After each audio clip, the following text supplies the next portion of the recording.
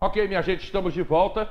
E mais uma vez aqui, caqui R$ 4,99 o quilo, ervilha R$ 2,99 a bandeja, batata baroa R$ 3,99 também a bandejinha, couve mineira R$ 1,49 o molho, laranja pera R$ 3,99 o quilo e o melão amarelo R$ 4,99 o quilo. Bora lá, fica ao lado da Original Drogarias e em frente ao Correio da Várzea. Foi o Quincas que reclamou comigo a semana passada. Pô, cara, a loja...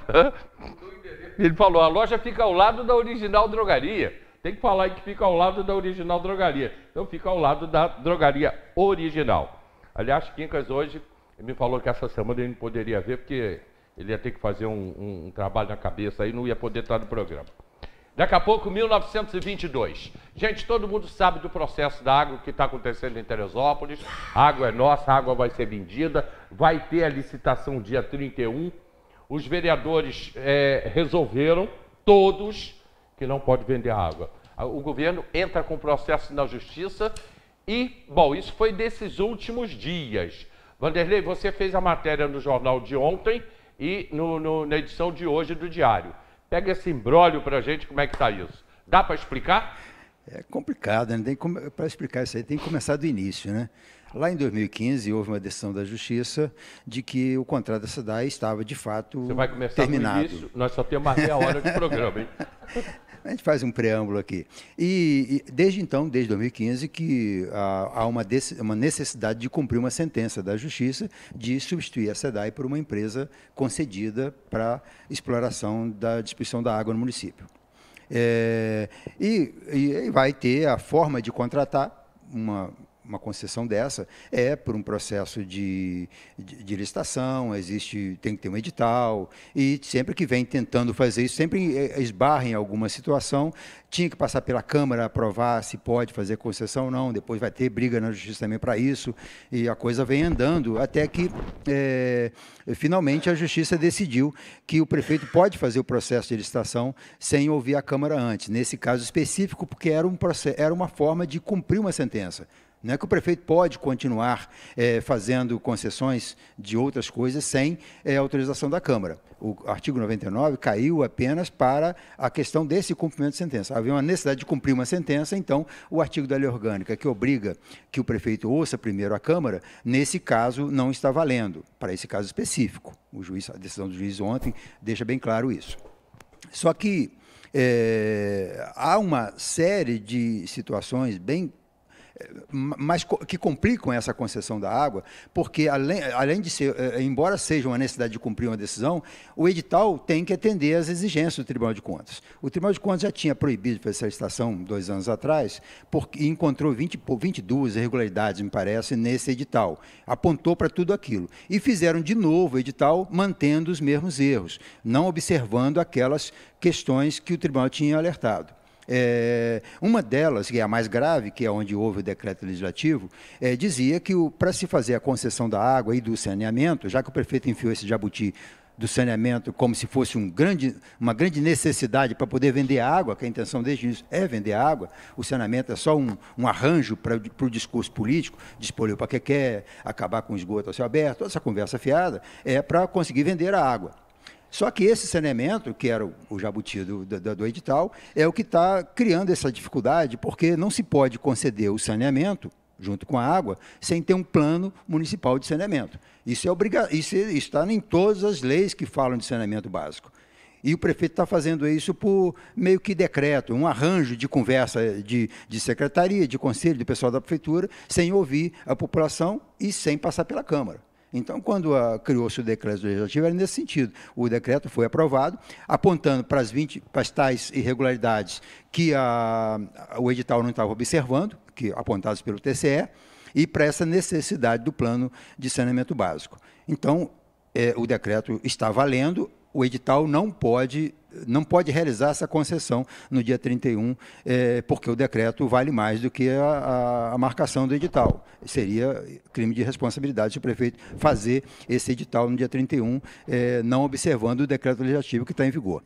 A solução para o prefeito é ir para a Justiça para derrubar os decretos legislativos. né? E quando ele foi para a Justiça, apresentou uma série de motivos, ele pediu a prevenção de julgar de dar essa decisão, possivelmente uma liminar, no juízo da primeira vara, que é quem já vem cuidando dessa questão do cumprimento da sentença, da lá de 2015. Caiu na vara, então esse assunto vão para lá.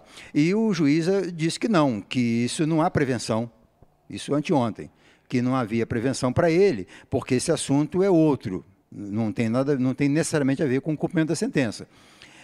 A prefeitura e deu 24 horas para a prefeitura se posicionar. Ela insistiu de que queria a prevenção para ele julgar. Sei, possivelmente porque ele já está mais inteirado desse assunto ou que já tem alguns posicionamentos que podem favorecer o cliente, no caso a prefeitura, nessa ação. E o juiz, de novo, ontem à tarde, ele decide, então, que não tem prevenção, já pacificou, vai para o sorteio. Só que no sorteio, nós temos 3 juízes na comarca, primeira, segunda e terceira vara. Um dos juízes está impedido de julgar assuntos que envolvem prefeitura, porque tem a questão do emprego da esposa numa secretaria municipal. Então, o sorteio vai ser para 2 juízes somente. Né? O doutor Mauro Guito, seria o doutor Mauro Guito está impedido que a esposa... Em tese está impedido. Então seria o juiz Olmo e o juiz Carlos Basílico. Pode ser que caia no sorteio e caia de novo para o juiz Carlos Basílico. Mas, em princípio, pode cair para um dos 2 e já deve estar caindo, porque isso a coisa decidiu ontem, então o sorteio deve estar sendo feito hoje ou amanhã. Então esse assunto vai ser julgado. Mas é um assunto que é tão flagrante. Se você ver nessa parte da tela aí, essa parte em negrito aí, são mais providência que a prefeitura tomou ontem com relação ao edital. Como a Câmara disse que tinha vários erros de inobservância das regras no edital, a prefeitura fez no Diário Oficial Eletrônico, escondido no meio de um monte de coisa lá, que é os remanejamentos de verba e tal, publicou as erratas do edital, consertando 6 ou 8 erros que havia no edital, já daqueles apontados pelo Tribunal de Contas. Ou seja, reparando o edital para adequar ele, para não ferir ao decreto, ao que previa o decreto legislativo. Mas uma coisa não dá para consertar, embora ele já tenha consertado bastante coisa aí nessas erratas do edital, que é a questão do plano de saneamento básico. Você não pode fazer concessão do saneamento sem ter um plano da prefeitura. Da mesma forma que não pode gastar dinheiro da educação sem ter um plano de educação, um plano de saúde. Esses planos têm que ir, passam pela Câmara. Passam despercebidos naquelas reuniões que todo mundo fica concordando, sem muita discussão, mas tem que passar pela Câmara. E, nesse caso, está muito flagrante de que há uma irregularidade no edital e não vai poder fazer essa licitação no dia 31 de julho, ou seja, a venda da água não vai ocorrer em função dos decretos legislativos, a não ser que haja um milagre de se derrubar esses decretos e fazer então, o edital. Perfeito, eu vou para a Kátia entrar nesse assunto, mas atenção, acabei de receber aqui uma confirmação, na terça-feira, eu esperava ele hoje em Teresópolis, pode deixar um aberto aí, Gilberto, na terça-feira a gente vai estar aqui, o presidente do Sindágua, o Ari, ele vem a Teresópolis na terça-feira, já marcou comigo, já confirmou estar em Teresópolis, vai falar, a SEDAI vai falar sobre isso. É o presidente do Sindágua, é o Ari, terça-feira aqui no programa. Acabei de receber a confirmação dele. Kátia. Então, assim, eu não vou falar tão tecnicamente quanto o Vanderlei, porque, sim. Né, Vanderlei é a história viva, né, da nossa cidade. Eu não tenho esse... Obrigado a acompanhar-se bem pertinho ali. Eu não tenho essa técnica. Eu tenho mais o lado humano, sabe? A nossa preocupação, a todo momento, a gente esteve ali do lado da SEDAI, como a SEDAI também esteve do lado da gente quando a gente precisou, mas a minha preocupação é o lado humano. A gente está em vários grupos de comunidade, também a zona rural, eu escuto muito falar, não vivencio muito lá a zona rural, mas escuto muito falar, e a minha grande preocupação é o quanto isso vai vir para a gente. O quanto isso, a gente, população, vai pagar essa conta desse desmando. A gente já vai aí, agora vem taxa de lixo, aí aumenta a água, a gente só vai tirando. A gente, hoje, o nosso município, a maioria da população é assalariado. O nosso município, hoje, em sua grande maioria, aí Vanderlei pode até ter esses dados melhor do que eu, a gente é assalariado. A população carente hoje é muito maior dentro do nosso município. verdade. Então, a gente viu aí pessoas perderem empregos durante a pandemia, lojas fecharem, né? A gente tem o serviço do pote na prefeitura, que eu não posso deixar de falar. Agora, 800 famílias perdem o serviço, porque vão sair agora no final de julho.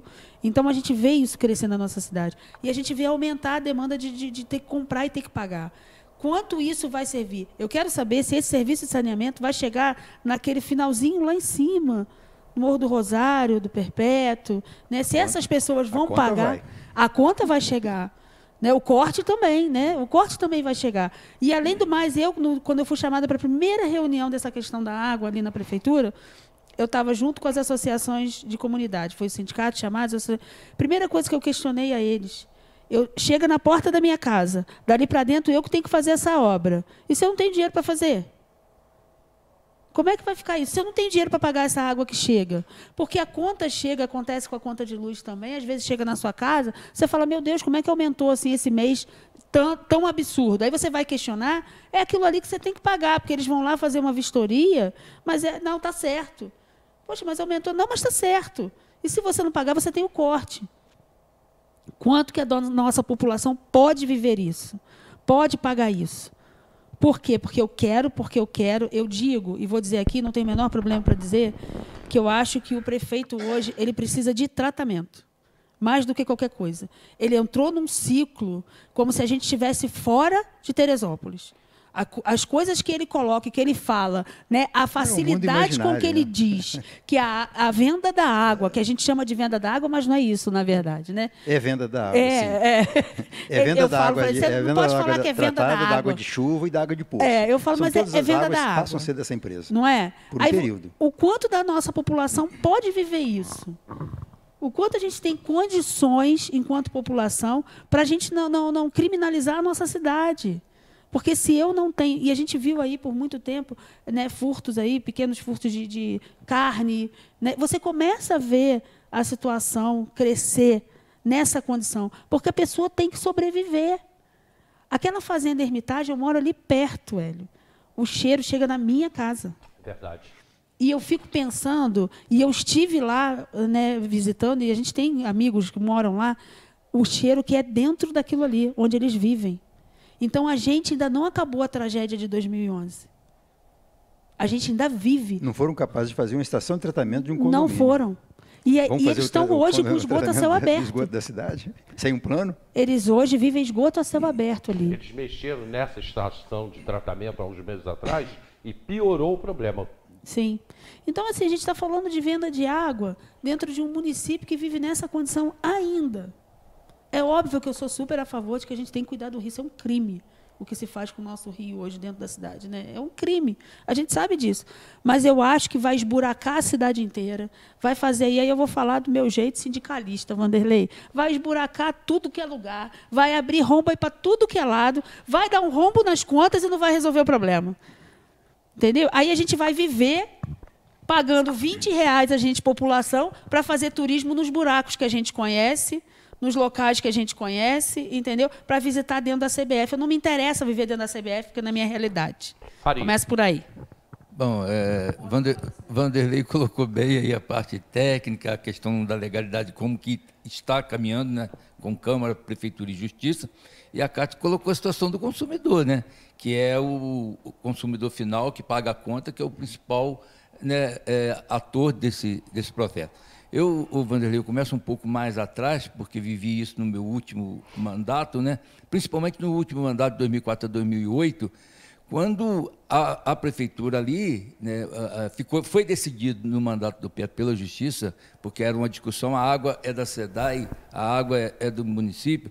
A SEDAI é uma empresa do Estado, né? A água é decidida pela Justiça, e é o que é a legalidade, a água é do município. Então, naquele momento ali de 2006, que a gente discutia muito esse assunto, 2005, 2006, já havia acabado o contrato. O prefeito poderia fazer 4 coisas, né? Teria que fazer uma delas. Seria municipalizar o serviço, pegar água e administrar. Como era antes. Então, era municipalizar, praticamente, já é dela, mas era isso, municipalizar, terceirizar, contratar uma empresa para fazer, privatizar, que era fazer uma concessão aí para 20, 25 anos, com um cronograma de saneamento, de atingir essas metas, ou renovar o contrato com a SEDAI, que estava vencido já naquele momento. Então, aí você coloca que a Justiça está obrigando a Prefeitura a fazer a licitação, porque o contrato está vencido. Tá? Ok. Mesmo assim, eu ainda carrego um pouco de ser vereador, né? E me coloco sempre dessa forma, não tem jeito. Eu acho aí uma questão de achismo, não sou advogado, sou administrador de empresa, que teria que ouvir a Câmara. Teria que ouvir a Câmara para se fazer uma concessão, para se fazer vender. A água, eu acho que vender não é bem o termo, porque mudar a administração da água seria uma concessão. Normalmente, essa concessão ela é de prazo longo, 20 anos, 25. É quase que você entrega uma empresa do município para uma instituição administrar.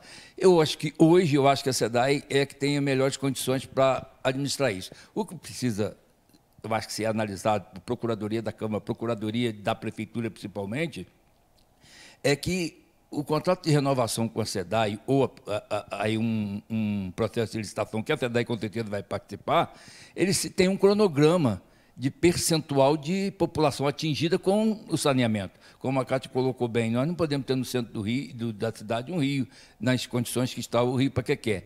E ter um cronograma. Bom, com 5 anos nós vamos ter 20% da população atingida com saneamento. Botar os bairros. Com 15 anos nós vamos ter 50%, 70% da cidade atendida com saneamento. Tem que ter um cronograma com a fiscalização e com metas. E se não cumprir essa meta, aí tem que ter penalidade. É a maneira que eu vejo. Hoje eu ainda acho, Cátia e Vanderlei, que existe muito argumento, talvez do lado do prefeito, que quer, a gente vê que é mais dele pessoal do que outra coisa, transferir essa administração da água. Ele quer como se fosse vender a água. Mas existe muito argumento, e aí a Câmara, a população, o sindicato, tem que se organizar e mostrar esse argumento que comprove que mudar a administração da água não seria um bom negócio para a população. E por vários motivos. Por não conseguir atingir esse cronograma de saneamento, por ter um processo de que a privatização e essa concessão correria um risco muito grande de uma tarifa mais alta.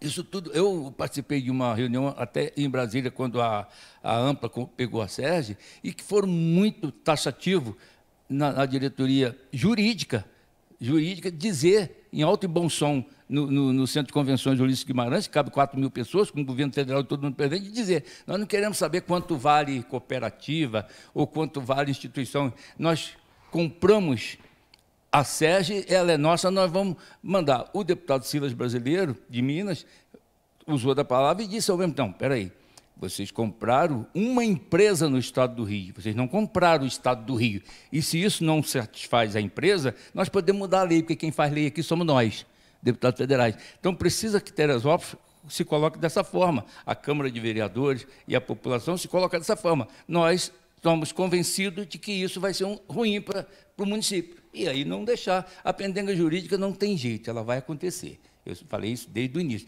Mesmo quem tem argumento a favor e os argumentos contra são muitos também, vai ter pendenga jurídica porque não estão se entendendo. Principalmente Câmara e Prefeitura, Poder Legislativo e Poder Executivo. Se eles não acham uma solução para esse problema, é a Justiça que vai decidir. E aí a população fica um pouco distante dessa decisão, porque não tem como influenciar, a não ser ir para a rua. A questão da... Vanderlei, que com essa pendenga jurídica que o Faria falou que vai acontecer, que está acontecendo, caso tenha essa licitação dia 31, a gente sabe que não vai ter, dificilmente, mas caso tenha essa licitação, empresas vão aparecer mesmo com a pendenga jurídica? Vem, porque o contrato, depois do contrato na mão, o cara faz o diabo.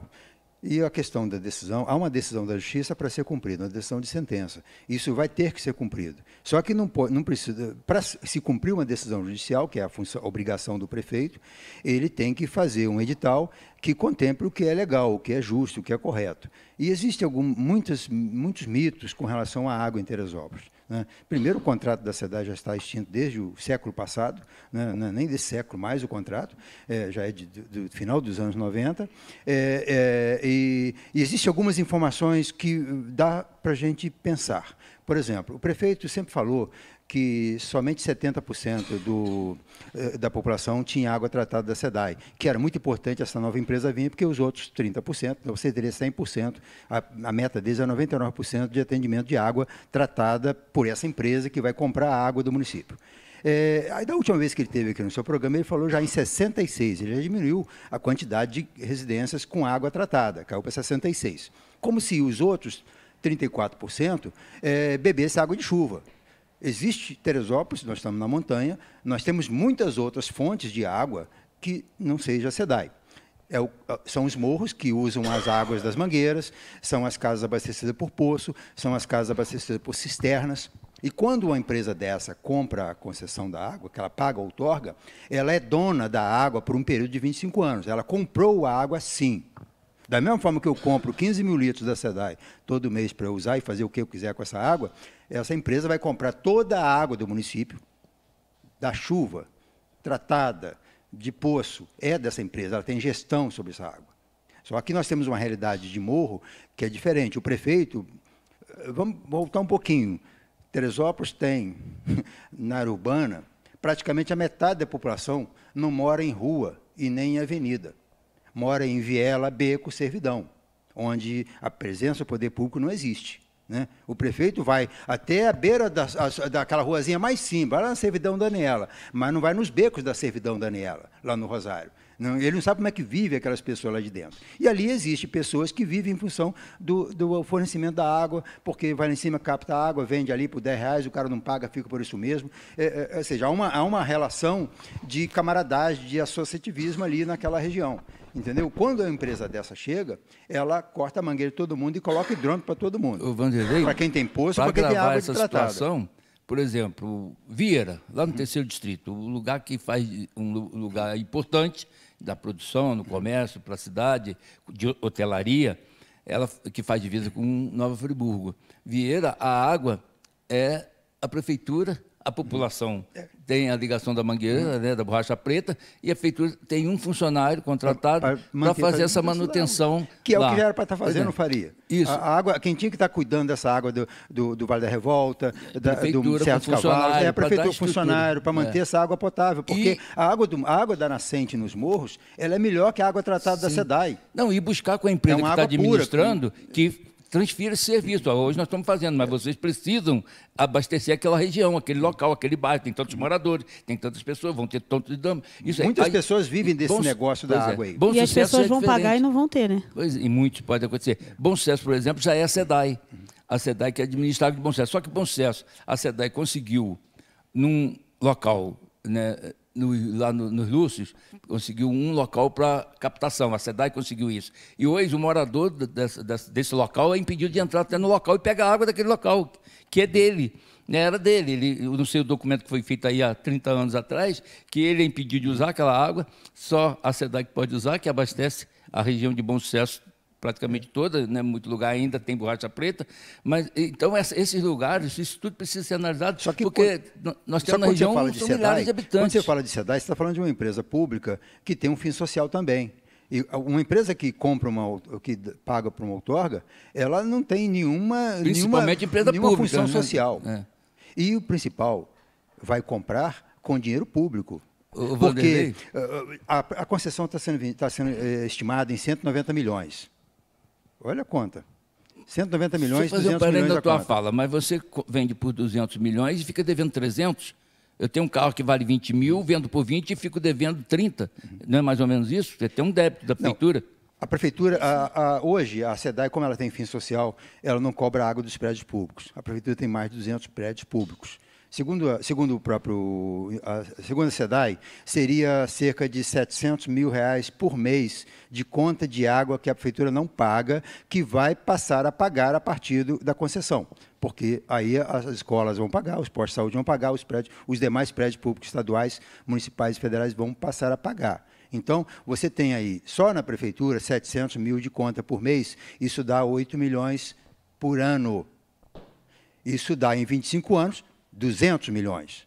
Ou seja, aquela prestação mensal que a empresa vai pegar de dinheiro no BNDES para conseguir explorar a água aqui, que vai pagar a outorga, os 8 milhões de prestação mensal, quem vai pagar somos nós. Ah, com Porque certeza. a prefeitura vai pagar as contas da água para poder abastecer essa prestação. Então, só da prefeitura, só o cliente número 1 dessa empresa vai bancar o pagamento do empréstimo ao longo de 25 anos ao BNDES, porque eles não usam o dinheiro deles para essas coisas, usam o dinheiro público. Nós pagamos, além de pagar com o dinheiro público, nós vamos pagar a nossa conta e vamos perder esse privilégio de ter a água nossa. Porque Teresópolis, a característica nossa é diferente de outros municípios. Quando você fala de Macaé, Rio das Ostras, o cara vai buscar água a 200 quilômetros de distância. Agora, aqui não, aqui a água está na montanha. Os reservatórios estão prontos, as estações de tratamento estão prontas. É só chegar e abrir a torneira para cobrar a água. Você falou da nossa questão de local geográfica, né? A questão do bairro. Você sabe qual é o maior consumidor de energia do município?